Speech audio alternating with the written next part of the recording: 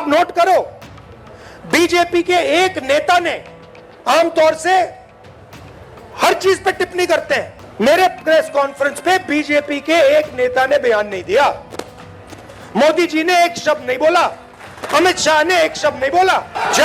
जब चोर को पकड़ा जाता है, चोर बिल्कुल चुप हो जाता है। जब पुलिस वाले उससे पूछते हैं क्या किया, बिल्कुल चुप हो जाता है। नमस्कार, आदाब, सत श्री अकाल, जय भीम, जोहार। मेरा नाम है नवीन कुमार। जो लोग सोच रहे थे कि चुनाव आयोग की चालाकियों से, बीजेपी की धमकियों से या कानूनी वजहों से राहुल गांधी डर जाएंगे, उन्हें सदमे पर सदमा लग रहा है। और इससे सबसे ज्यादा दुखी है टेलीविजन के चैनल, क्योंकि भाजपा की तमाम दहशत और दलाली के तमाम तकाजों के बावजूद उन्हें शर्माते शर्माते थोड़ी बहुत कवरेज देनी पड़ रही है। शौक से नहीं, शर्म से, क्योंकि सोशल मीडिया पर राहुल तेजस्वी ने चैनलों की होशियारी के छक्के उड़ा रखे। एक सभा में तो इस चालाकी को राहुल ने कस के पकड़ लिया और इसके बाद मीडिया मालिकों पर जो हमला बोला, पूछिए मत। मेरे पास बच्चे आ रहे हैं, कान में कह रहे हैं वोट चोर है, वोट चोर, मोदी वोट चोर है, और मीडिया वालों की बात समझ नहीं आ रही। अच्छा, इनसे पूछना, एक बात पूछना इनसे, अभी मीटिंग के बाद इनसे पूछना, भैया एक बात समझाइए, ये जो आपके एंकर हैं, ये जो आपके एडिटर हैं, इनमें ईबीसी, ओबीसी, दलित क्यों नहीं दिखाई देते? ये जो बड़े बड़े रिपोर्टर हैं, ये करते हैं, टॉक शो करते हैं, डिबेट करते हैं, इनसे पूछिए भैया 90% आबादी इसमें है क्यों नहीं? एक आपको ओबीसी नहीं मिलेगा, एक दलित नहीं मिलेगा, एक बैकवर्ड नहीं मिलेगा, नहीं मिलेगा, पूछ लो, एक नहीं मिलेगा। ये भैया आपकी आवाज नहीं है, ये बात याद रखिए, ये नरेंद्र मोदी की आवाज है, इनकी गलती नहीं है बेचारों की। देखिए, इनको सैलरी लेनी है, इनको बच्चों को स्कूल भेजना है, इनकी गलती नहीं है, इनके मालिकों की बात कर रहा हूं, इनकी मजबूरी है बेचारों की, है ना। वहां खड़े चैनल वालों का चेहरा उतर गया था, लेकिन वो करते क्या? और ये सवाल उन्होंने कोई पहली बार तो उठाया नहीं। तेजस्वी यादव भी चैनलों के अंदर बजबजाते जातिवाद को लेकर एक अरसे से हमलावर है। वोट का राज मतलब छोट का राज, और ये भाजपा के लोग, एनडीए के लोग मिल करके आप लोगों का अधिकारी नहीं, बल्कि आप लोगों के अस्तित्व को मिटाना चाहते हैं। तो कहानी यह है कि बिहार में बीजेपी रोज मनाती है कि आज राहुल गांधी और तेजस्वी यादव से जान छूट जाए, लेकिन हर रोज वो और पैने तीर लेकर सामने आ जाते हैं। और राहुल गांधी तो हर दिन ही और ज्यादा चुटीले और हर रोज और ज्यादा कटीले होते जा रहे हैं। अब वो नरेंद्र मोदी और अमित शाह को सीधे सीधे चोर कह रहे हैं। कुछ साल पहले अमित शाह ने बयान दिया, एक बार नहीं अनेक बार, कि अब बीजेपी की सरकार 40-50 साल चलेगी। हाँ, और मैं सोच रहा था कि यह व्यक्ति कैसे कह सकता है, इसको कैसे मालूम कि बीजेपी की सरकार 40-50 साल चलेगी। हम सब राजनेता हैं, जनता क्या करेगी, जनता के दिल में क्या होता है, जनता ही जानती है। तो ऐसा बयान देना कि अब हमारी सरकार 40-50 साल चलेगी, ये अजीब सा बयान है। और उस टाइम मैंने सोचा था कि इसको कैसे मालूम कि 40-50 साल के लिए सरकार चलेगी। और अब सच्चाई पूरे देश के सामने आ गई है।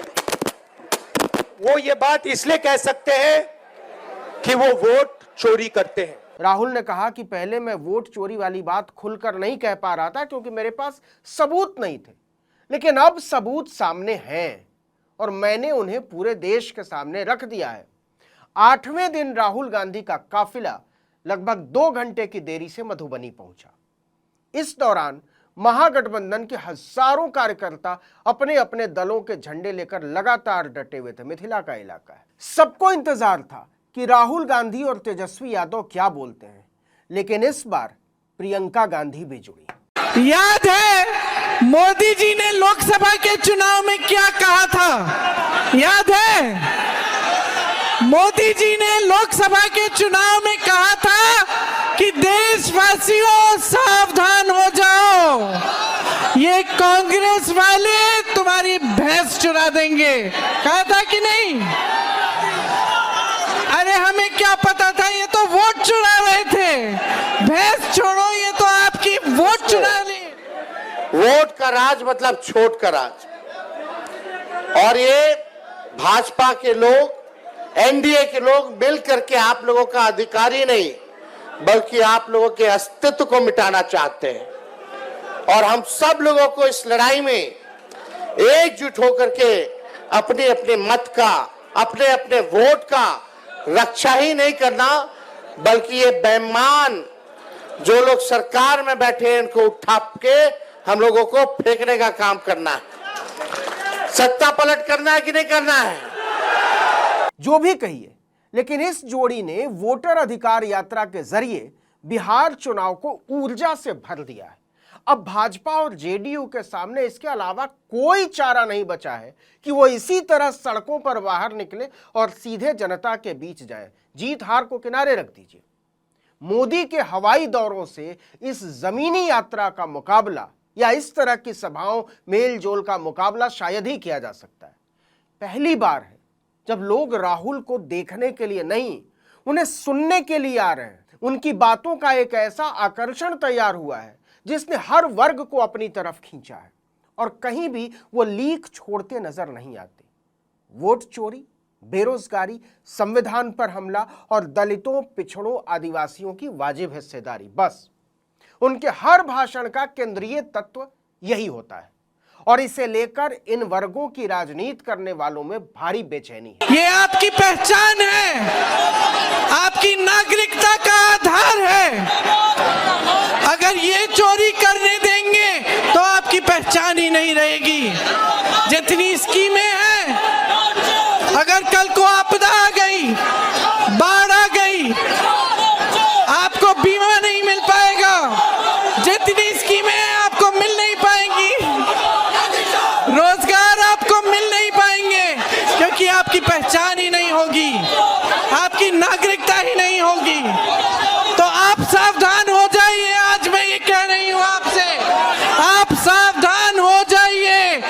अपने अधिकार की चोरी मत होने दीजिए। जोर से मेरे साथ बोलिए, वोट चोर गद्दी छोड़, वोट चोर गद्दी छोड़, वोट चोर गद्दी छोड़। जय हिंद। राहुल गांधी ने दावा किया कि भाजपा चुनाव में धांधली कर रही है। कर्नाटक का जिक्र करते हुए उन्होंने दोहराया कि बंगलुरु सेंट्रल में 7 विधानसभा सीटें हैं। अगर एक विधानसभा सीट को हटा दें तो कांग्रेस 7 पर जीत रही थी, लेकिन जिस सीट पर 1 लाख नए वोटर जोड़े गए, महादेवपुरा, वे सभी भाजपा के खाते में चले गए और नतीजा बदल गया। प्रेस कॉन्फ्रेंस में आपको बताया था हमने कि कैसे उन्होंने पूरा ब्यौरा दिया था। राहुल ने कहा कि बिहार में हम ये नहीं होने देंगे जो महादेवपुरा में हुआ। उन्होंने कहा कि इनका खेल साफ है, 65 लाख वोट घटा देंगे और फिर 65 लाख वोट जोड़ देंगे। इसी तरह ये चुनाव में जीत हासिल करते हैं, लेकिन बिहार की मुस्तैदी ने इनका खेल बिगाड़ दिया है। बिहार के युवाओं ने वोटर अधिकार यात्रा में अपनी स्ट्रेंथ, अपनी शक्ति दिखा दी है। अब नरेंद्र मोदी, अमित शाह, इलेक्शन कमीशन 2 बार सोचकर वोट चोरी करेंगे। इस वीडियो में इतना ही, लेकिन अगर आपने आर्टिकल 19 इंडिया को अब तक सब्सक्राइब नहीं किया तो फौरन कर दीजिए, बेल आइकॉन दबाइए, घंटी जैसी आकृति लाइक कीजिए और कमेंट करके बताइए हमारा वीडियो आपको कैसा लगा। हमारा ट्विटर हैंडल है article19_India और मेरा ट्विटर हैंडल है नवीन जर्नलिस्ट। नमस्कार।